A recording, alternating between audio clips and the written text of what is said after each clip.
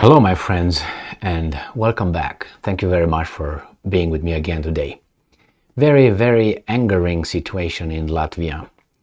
I think the government involves itself in a very humiliating action against the so-called Russian-speaking population living in Latvia.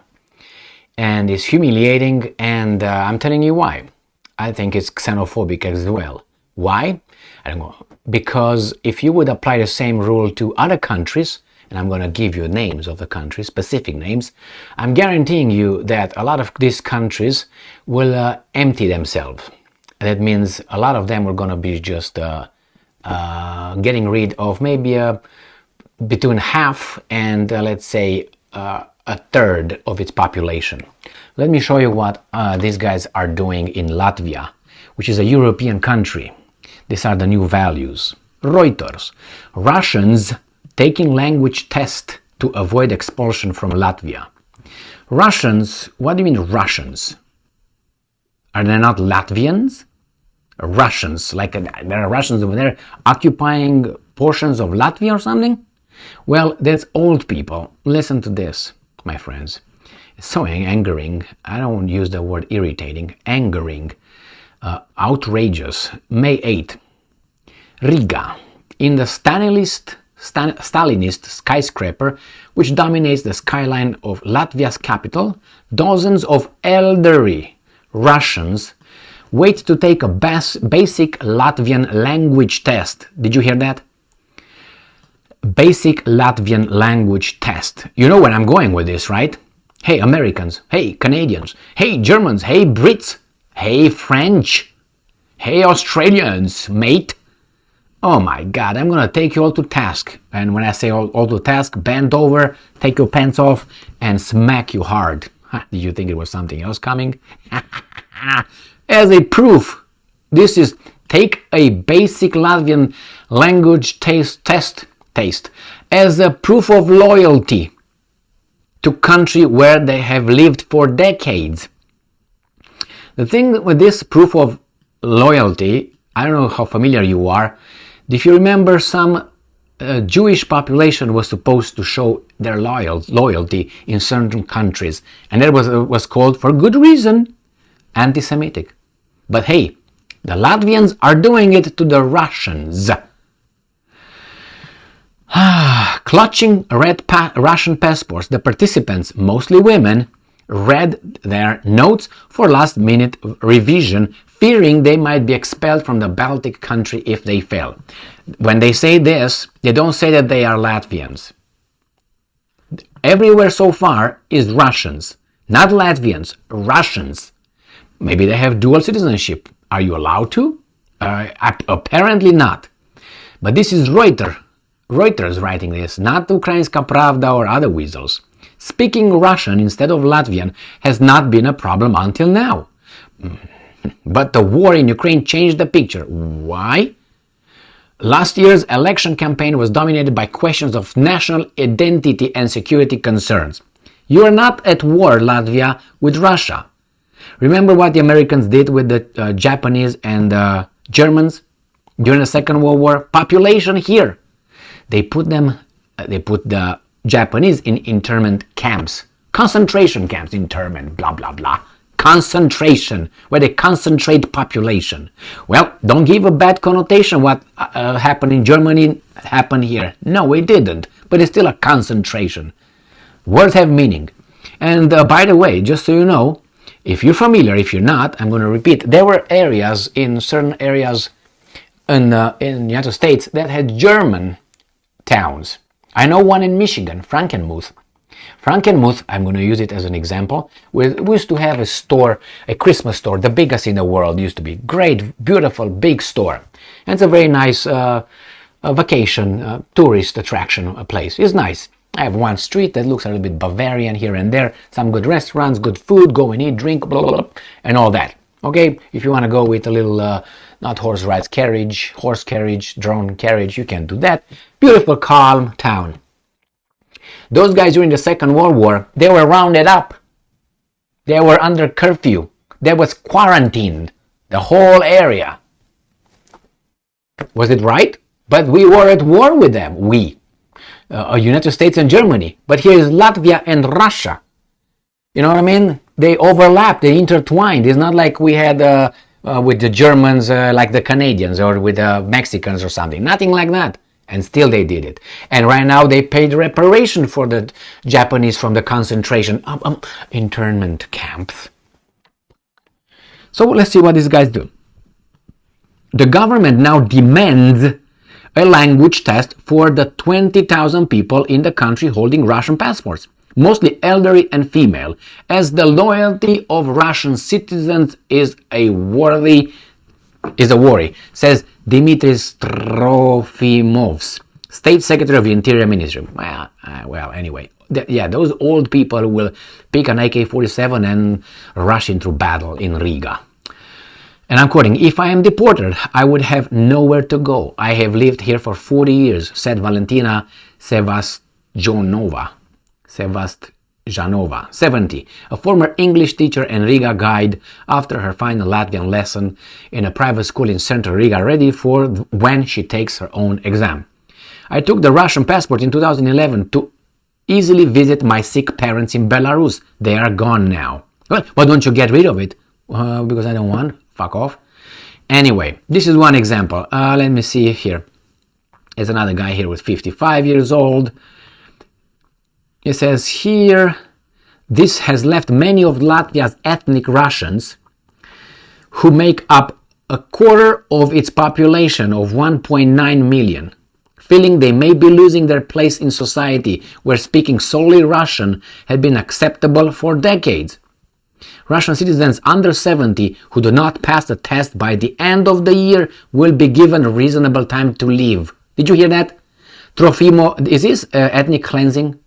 Hey, NATO, attack them, take it away like you did with Kosovo and make a new country over there. How about that? Ethnic cleansing right here. Legal ethnic cleansing. They don't have to use AK-47s or anything. If they do not leave, they could face a forced expulsion. Ethnic cleansing.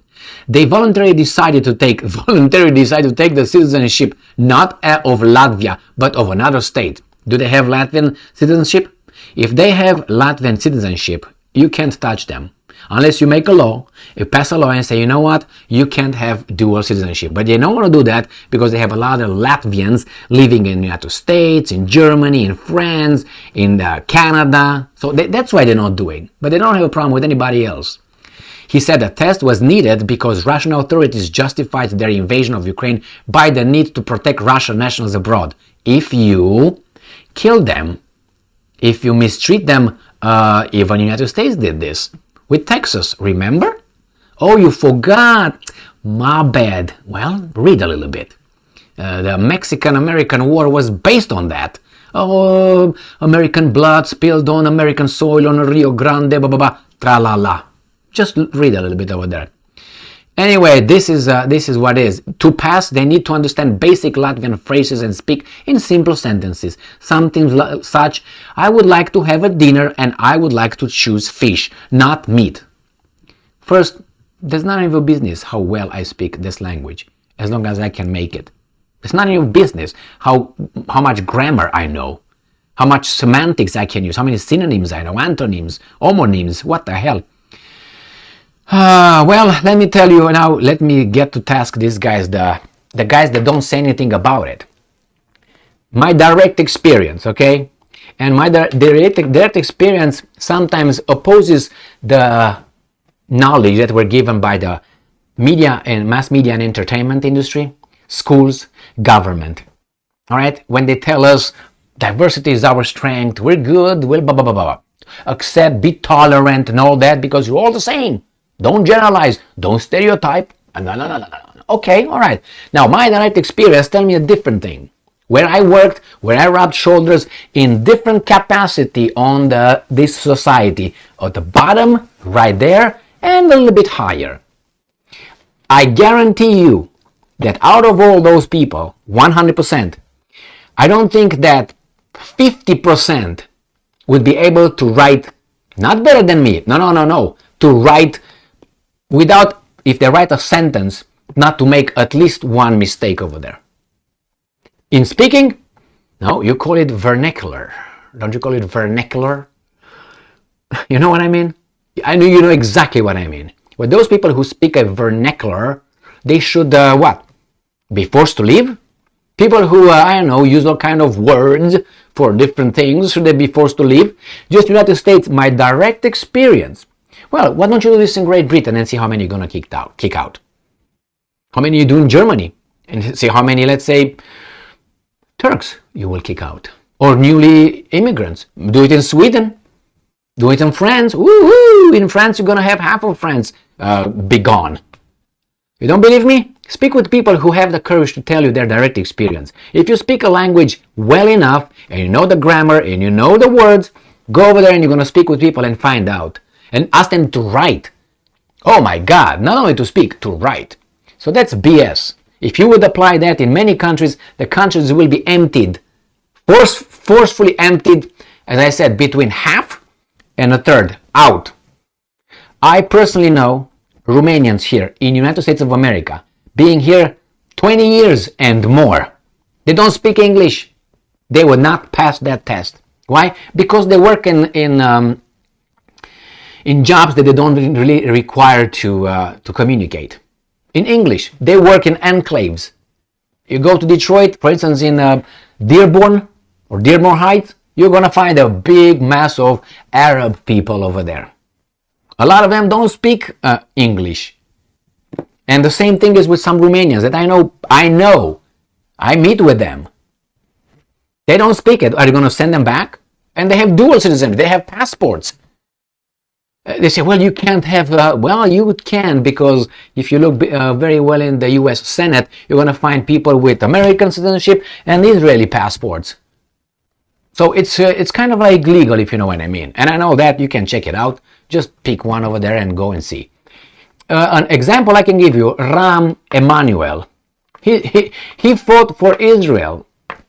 I'm not picking on him. I know him as an example. And I know that if I use that, I will be covered. So Rahm Emanuel, just look for him. He was what? He was an advisor or his chief of staff. He was the chief of staff under Obama at one point. He was the mayor of Chicago. And right now he's what? Somewhere else.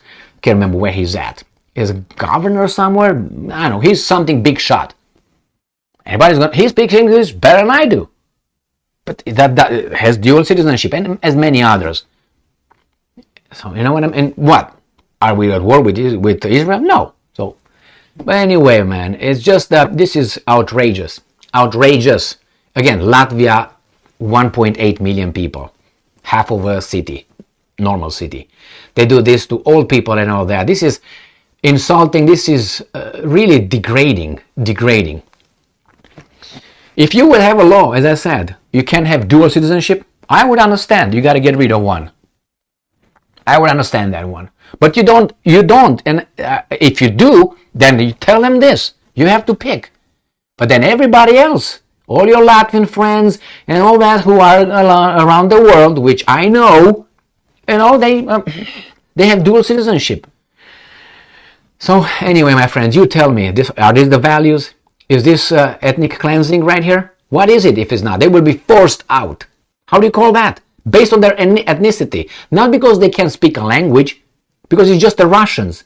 It's not others. And believe me, if you look over the Latvians population, you're not going to find only Russians and Latvians. That's it.